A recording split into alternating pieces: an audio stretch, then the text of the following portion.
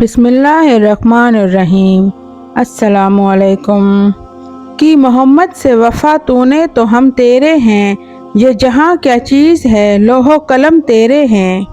آج کی ہماری ویڈیو واقعہ معراج کے بارے میں ہے۔ معراج کے لفظی معنی بلندی کے ہیں۔ واقعہ معراج کی حقیقت کا ثبوت خود نبی کریم صلی اللہ علیہ وآلہ وسلم کی ذات مبارکہ ہے۔ یہ وہ واقعہ ہے جب اللہ رب العزت نے اپنے بندے کو پلک جھپکنے میں ساتوں آسمانوں کی سیر کرائی اور انہیں خود اپنی زیارت سے مشرف کرایا۔ واقعہ معراج نبوت کے 5ویں سال ماہ رجب کی 27 تاریخ کو پیش آیا۔ اس واقعے کو اسلامی تاریخ میں بڑی اہمیت حاصل ہے۔ نبی کریم صلی اللہ علیہ وآلہ وسلم نے معراج کی اگلی صبح جب صحابہ کرام سے اس واقعے کا ذکر فرمایا تو کفار نے یہ بات کہہ کر ماننے سے انکار کر دیا کہ یہ کیسے ممکن ہے۔ آپ صلی اللہ علیہ وآلہ وسلم نے اپنی بات کی تصدیق میں انہیں مسجد الحرام سے مسجد الاقصی تک کے سفر کا حال بیان فرمایا اور راستے میں قافلوں کے حالات سے آگاہ کیا۔ اس پر ابو جہل نے جب آپ کی باتوں کی تحقیق کی تو سب کچھ ویسے ہی پایا جیسا آپ صلی اللہ علیہ وآلہ وسلم نے بیان کیا تھا۔ واقعہ معراج کو سن کر کفار مکہ حضرت ابوبکر صدیق رضی اللہ تعالیٰ عنہ کے پاس گئے اور ابو جہل نے جا کر انہیں وہ سب کہا جو آپ صلی اللہ علیہ وآلہ وسلم نے بیان فرمایا تھا۔ حضرت ابوبکر صدیق نے ابو جہل سے کہا، بلا شبہ اگر نبی کریم صلی اللہ علیہ وآلہ وسلم یہ بیان فرما رہے ہیں تو یہ یقیناً سچ ہے۔ حضرت ابوبکر صدیق کو معراج کے واقعے کی تصدیق کرنے کے سبب آپ رضی اللہ تعالیٰ عنہ کو آپ صلی اللہ علیہ وآلہ وسلم نے صدیق کے لقب سے نوازا۔ واقعہ معراج کی تفصیل بیان کرتے ہوئے خود نبی کریم صلی اللہ علیہ وآلہ وسلم فرماتے ہیں کہ آپ ام ہانی رضی اللہ تعالیٰ عنہ کے گھر تھے۔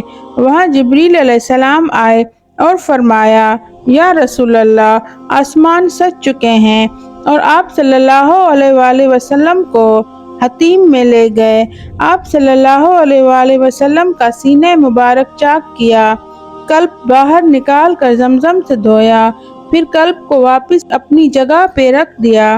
حضرت جبریل علیہ السلام نے آپ صلی اللہ علیہ وآلہ وسلم کو براق پر سوار کرایا۔ آپ صلی اللہ علیہ وآلہ وسلم کے سوار ہونے کے بعد براق تھوڑا مستی کرنے لگا تو جبریل علیہ السلام نے کہا، تجھے پتا ہے کہ تیرے اوپر کون سوار ہے؟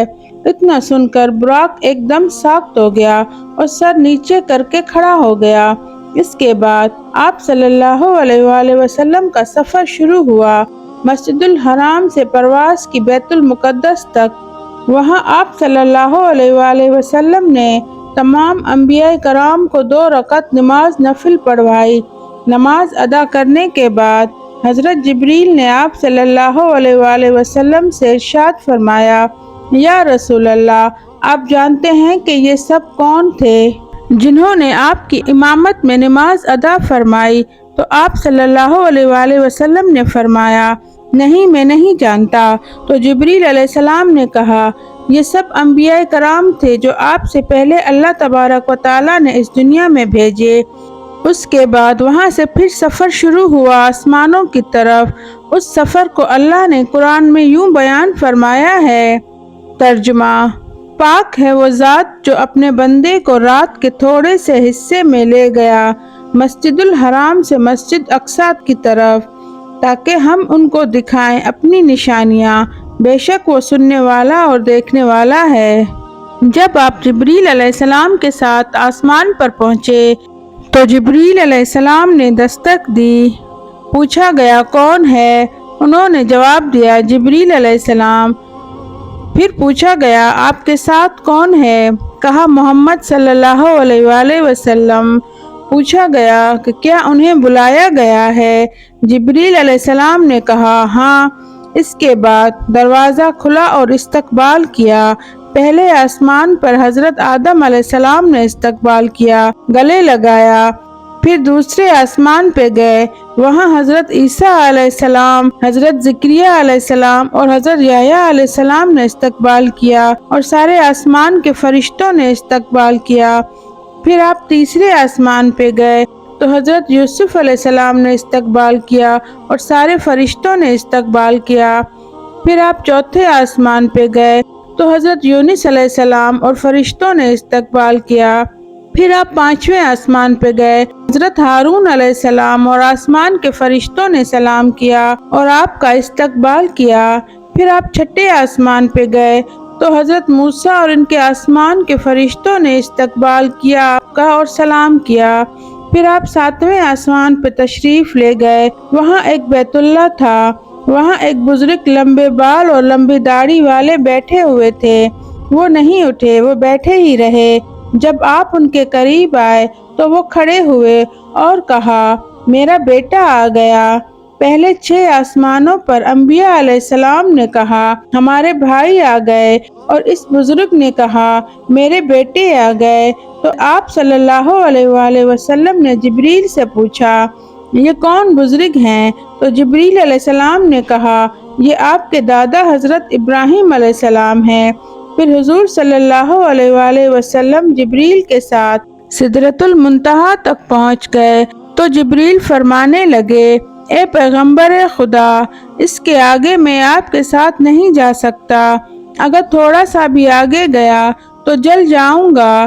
آپ نے فرمایا، اے جبریل، تم میرا رفیق سفر ہے، تم مجھے یہاں تنہا چھوڑ رہے ہو۔ جبریل امین علیہ السلام فرمانے لگے، حضور، اگر میں اس سدرۃ المنتہا سے آگے بڑھا تو اللہ تبارک و تعالیٰ کے جلال اور کبریائی کے نور کی وجہ سے میرے پر جل جائیں گے، اس لیے میں اس سے آگے نہیں جا سکتا۔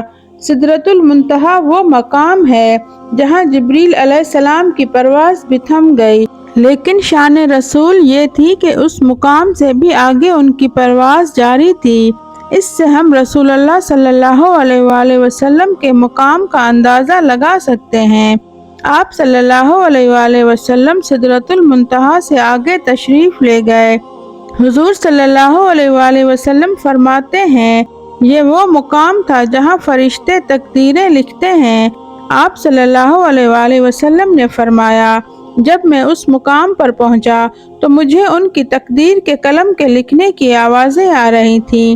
جب وہ اس سے بھی اوپر گئے تو وہ مقام اہلیت تھی جہاں اللہ تبارک و تعالیٰ کے حضور آپ صلی اللہ علیہ وآلہ وسلم پیش ہو گئے۔ اللہ تبارک و تعالیٰ کو نور کے پردے میں براہ راست آپ صلی اللہ علیہ وآلہ وسلم نے دیکھا۔ آپ صلی اللہ علیہ وآلہ وسلم اس بارے میں فرماتے ہیں کہ میں نے ایک نور اعظم کو دیکھا، میں نے اللہ تعالیٰ کی کبریائی میں خود اللہ کا دیدار کیا تو یہ مقام اہلیت تک آپ پہنچے۔ تو اس طرح آپ کے معراج کا سفر ہوا۔ 7 آسمانوں کی معراج میں اللہ تبارک و تعالیٰ کی حکمت تھی۔ پھر سدرۃ المنتہا پر اس بات کا اشارہ تھا کہ سدرۃ المنتہا چونکہ انتہا ہے ہر چیز کی، تو آپ صلی اللہ علیہ وآلہ وسلم کو بھی آپ صلی اللہ علیہ وآلہ وسلم کی فتح کی انتہا ملے گی۔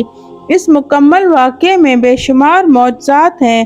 واقعہ معراج ایک ایسا واقعہ ہے جس کا سائنس اور ٹیکنالوجی کے اندر بھی کوئی جواب نہیں۔ جب آپ کی اللہ سے ملاقات ہوئی تو اللہ نے 3 تحفے آپ کو پیش کیے، کیونکہ آپ اللہ کے محبوب ہیں تو انہوں نے آپ کو تحائف پیش کیے۔ پہلا تحفہ آپ کو نماز کا پیش کیا۔